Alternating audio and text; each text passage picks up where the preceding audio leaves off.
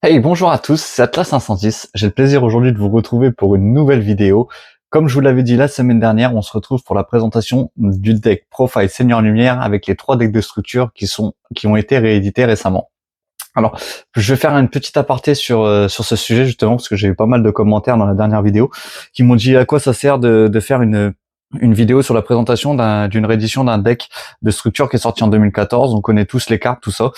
Moi, juste pour la petite histoire, en 2014, j'avais arrêté Yu-Gi-Oh! J'ai repris malheureusement un peu plus tard, donc en 2018, où le deck il avait déjà 4 ans, donc il était très difficile de se le procurer. Et je pense aussi aux nouveaux joueurs qui découvrent l'archétype, qui découvrent le deck, pardon, ça peut peut-être donner des idées à certains. Donc voilà pourquoi j'ai fait cette présentation, voilà pourquoi aujourd'hui je vous présente mon deck à moi Seigneur Lumière avec les 3 decks de structure. Et juste petit aparté, si jamais le contenu ne vous intéresse pas, vous n'êtes pas obligé de le regarder. Si vous préférez faire si vous préférez les vidéos des decks profile ou des collections, il n'y a pas de souci. Moi, quand un contenu sur YouTube me plaît pas, je lâche pas un commentaire négatif, je regarde juste pas la vidéo. Voilà pour ce petit aparté. Donc du coup, on va commencer tout de suite par le deck profile. Donc je vais commencer par l'extra deck, parce que de toute façon, on n'avait que 3 cartes d'extra deck. Donc c'est Michael le Grand Seigneur, donc carte très pratique pour gérer une carte adverse. En gros, on paye 1000 livres points, on bannit une carte adverse, et si elle est détruite, on peut recycler les monstres Seigneur Lumière du cimetière dans le deck. Donc très pratique, c'est une synchro de niveau 7. Derrière, je vais jouer 3 Minerva. Donc c'est le synthoniseur magicien de niveau 3 du deck. Donc celle-là, elle permet d'aller tutoriser un monstre dragon seigneur lumière en fonction du niveau. Comment je pourrais expliquer? En fonction du nombre de monstres seigneur lumière de noms différents dans le cimetière. Par exemple, si on en a 5, on peut invoquer un monstre dragon de niveau 5. Si on en a 8, on peut invoquer juste derrière, par exemple, le dragon du jugement. Donc lui, en fait, il s'invoque que si on a uniquement, enfin, ayant minimum 4 monstres Seigneur Lumière de noms différents dans le cimetière, et quand elle arrive sur le terrain, on peut payer 1000 points et détruire toutes les cartes adverses. Donc c'est vraiment très très fort. Pardon, pas toutes les cartes adverses, détruire toutes les cartes sur le terrain. Donc franchement, c'est très très fort. Je la joue x3 parce qu'on est dans un deck de structure et je trouve vraiment que c'est le boss monster. Derrière, on va enchaîner avec juste ce petit dragon. Donc du coup, Gragonite, le dragon Seigneur Lumière. Donc bien sûr, je vous explique les effets des cartes, ce qu'elles font en gros. Bien sûr, elles ont tous un effet propre. Le but, c'est de meuler des cartes. Donc ils ont tous un deuxième effet. En gros, le Minerva, elle permet de mener 2 à la end phase. Lui permet de meuler 4 à la end phase. Donc c'est vraiment très très fort.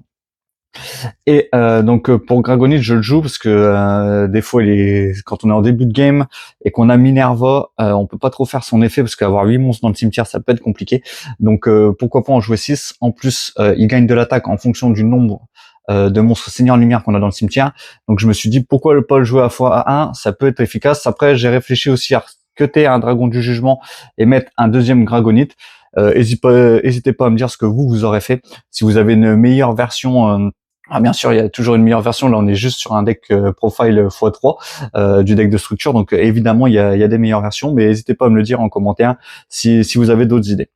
Bien sûr, je fais encore une petite aparté. Je pense que je vous présenterai une version du deck avec toutes les nouvelles cartes, avec un extra deck beaucoup plus conséquent, en fait, avec un deck beaucoup plus compétitif, on va dire, parce que j'aime vraiment beaucoup l'archétype. Je trouve que la façon de jouer, le fait d'envoyer des cartes au cimetière, je trouve que c'est vraiment très très cool. Ça me rappelle un peu l'archétype Tier Element que je vous avais présenté. Je vous avais présenté le deck Tier Element budget il y a environ 2-3 mois.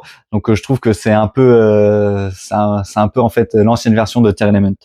Donc voilà pour la petite aparté. J'en aurais fait pas mal déjà depuis le début de cette vidéo, dis donc. Derrière, on va enchaîner avec 3 Raiden, le serviteur Seigneur Lumière. Donc c'est un guerrier de niveau 4 synthoniseur. Donc c'est une carte assez importante dans le deck. Elle, ce qui est intéressant, c'est que durant la main phase, on peut meuler 2 au-dessus du deck, et en plus il y a un monstre Seigneur Lumière, elle va gagner un petit boost d'attaque, et en plus elle permet de meuler 2 au niveau à la end phase, pardon. Donc du coup au total elle permet de meuler 4 cartes, donc c'est vraiment très très pratique. Derrière, je vais jouer 3 Lumina, l'invocatrice Seigneur Lumière. Donc elle permet de défausser une carte et de réinvoquer un monstre Seigneur Lumière depuis le cimetière. Et d'envoyer les 3 cartes au-dessus du deck au cimetière. Donc toujours très pratique. Wolf, du coup, très pratique aussi quand en fait il est défaussé, il se réinvoque spécialement du cimetière. Derrière, je vais jouer 2 Lila, la magicienne Seigneur Lumière. Donc elle, en fait, elle me permet de gérer les magies et pièges de l'adversaire.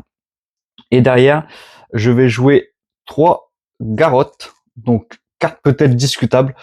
J'avais un synthoniseur de niveau 3, j'avais des monstres de niveau 3. Il me fallait un autre monstre de niveau 4 et j'ai trouvé son effet plutôt sympathique. Donc chaque fois qu'une ou plusieurs cartes sont envoyées depuis votre deck au cimetière par l'effet d'un monstre Seigneur Lumière que vous contrôlez, exclu, envoyez les 2 cartes au-dessus de votre deck au cimetière, puis piochez une carte. Pour chaque monstre Seigneur Lumière envoyé au cimetière par cet effet. Donc elle permet du coup de meuler et en plus de pouvoir piocher, donc ça devient très intéressant. Vu qu'à l'époque on n'avait pas de pot désir, pas de pot d'extravagance de réédité, il fallait un petit moteur de pioche et j'ai trouvé plutôt cette carte assez sympa. Derrière, je vais jouer le seul monstre que je ne joue, qui est pas l'archétype, donc N-Noir Zephyros Elite, un monstre Ténèbres BTD de niveau 4. Je pense que j'ai pas besoin de vous la présenter, vous la connaissez tous. Derrière, on va passer aux magies, donc je vais jouer un petit sacrifice inutile, envoyer un monstre depuis votre deck au cimetière, c'est toujours très pratique. Si on peut envoyer un Wolf, par exemple, et le réinvoquer spécialement. Derrière, je vais jouer 3 échanges solaires. Donc, très très pratique, pareil, pour meuler, défausser un monstre Seigneur Lumière, piocher 2 cartes, puis envoyer les 2 cartes au-dessus de votre deck au cimetière. Donc, elle permet de piocher et de meuler. Et en plus, on peut défausser. Elle est vraiment très très très très très utile dans le deck. Derrière, je vais jouer 3 renforts de lumière. Donc, c'est la carte qui permet d'aller tuto. Envoyez les 3 cartes au-dessus de votre deck au cimetière, ajoutez un monstre Seigneur Lumière de max niveau 4 depuis votre deck à votre main. On peut aller chercher Raiden, on peut aller chercher Minerva. Donc franchement, c'est très très pratique. Derrière, je vais jouer 3 sanctuaires Seigneur Lumière. Donc là, on commence à rentrer un petit peu dans les cartes qui sont discutables. Bien sûr, c'est des cartes que moi j'aurais remplacées si on était dans un profil, dans un deck profile compétitif. Comme je vous l'avais dit lors de la présentation la semaine dernière, je ne savais même pas que Seigneur Lumière pouvait jouer avec des compteurs. Donc là, on est sur une magie continue qui dit qu'une fois par tour, vous pouvez envoyer un monstre Seigneur Lumière depuis votre main au cimetière, puis cibler un autre monstre Seigneur Lumière dans votre cimetière, ajoutez-le à votre main. Chaque fois qu'une ou plusieurs cartes sont envoyées depuis votre deck au cimetière, placez un compteur soleil sur cette carte. Si une ou plusieurs cartes Seigneur Lumière que vous contrôlez vont être détruites par un effet de carte, vous pouvez retirer 2 compteurs soleil depuis votre terrain pour chaque de ces cartes Seigneur Lumière à la place. Donc, elle permet de protéger de la destruction. Donc, je trouve ça plutôt pas mal. Et derrière, si on la joue avec le Royaume de lumière, donc la magie terrain, qui elle permet littéralement d'augmenter l'attaque de nos monstres. Chaque fois qu'une ou plusieurs cartes sont envoyées depuis votre deck au cimetière, placez un compteur soleil sur cette carte. Tous les monstres Seigneur Lumière gagnent 100 points d'attaque pour chaque compteur soleil sur cette carte. Si cette carte va être détruite par effet de carte, retirez 2 compteurs soleil de cette carte à la place. Donc c'est vraiment très très fort. Ça permet de buffer l'attaque de nos Seigneur Lumière pour faciliter l'OTK. Donc après, je vais jouer les cartes pièges derrière. Donc, Illusion Glorieuse. Donc, cette carte-là, c'est juste le Monster Reborn de l'archétype en piège continu. Et derrière, je vais jouer 3 compétences de percée. Donc, cibler un monstre à effet face recto contrôlé par votre adversaire jusqu'à la fin de ce tour. Annulez les effets du monstre face recto de votre adversaire durant votre tour, sauf le tour où cette carte a été envoyée au cimetière. Vous pouvez bannir cette carte depuis votre cimetière, puis cibler un monstre à effet face recto contrôlé par votre adversaire jusqu'à la fin de ce tour. Annulez les effets de la cible. Donc, très pratique pour ralentir l'adversaire. Elle permet d'annuler les effets d'un monstre adverse. Donc, vraiment très pratique. Donc voilà pour la petite présentation de mon deck profile avec 3 decks de structure Seigneur Lumière. N'hésitez pas à me dire dans les commentaires ce que vous en avez pensé, si vous avez d'autres versions ou si vous avez d'autres idées. N'hésitez pas d'ailleurs à m'en parler si vous avez d'autres idées pour améliorer le deck. N'hésitez pas. Je commence à travailler un peu dessus, mais j'ai pas mal de projets en ce moment sur d'autres decks et j'avais pas vraiment prévu de vous sortir un deck compétitif Seigneur Lumière. Donc n'hésitez pas si vous avez des idées. Si je prends tout ce qui vient tant que les commentaires sont constructifs. Moi, il n'y a pas de problème. Bon, c'était Atlas 510. Au plaisir de vous retrouver pour une prochaine vidéo. À bientôt.